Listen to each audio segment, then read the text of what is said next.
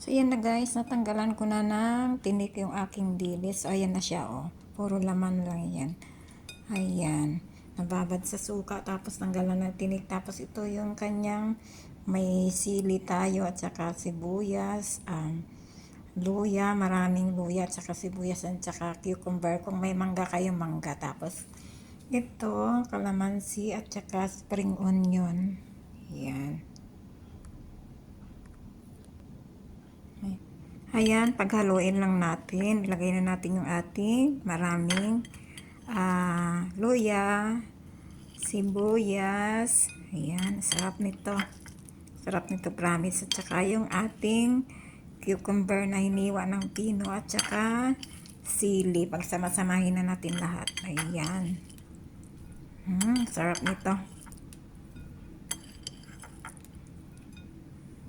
Tapos, pigaan natin ng kalamansi.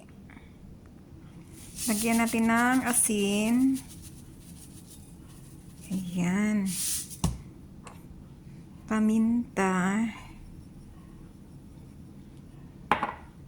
Tsaka yung ating kalamansi. Maraming kalamansi ito.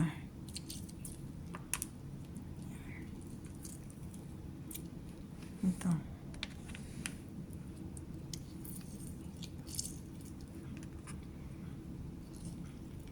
Salain natin, din natin sasama yung buto niya kasi mapait yan minsan pag ano.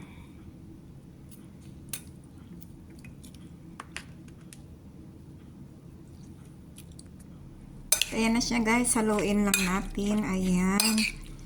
Sarap.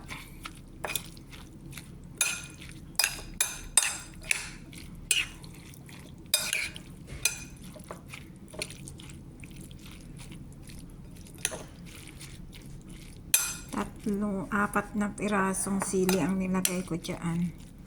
Saka ilagay na natin yung ating spring onion.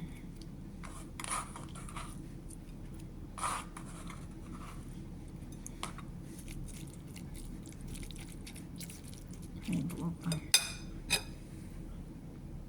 So ayan na guys, yung ating kinilaw o kilawin na dilis. Ayan, na fresh na dilis. Ayan na.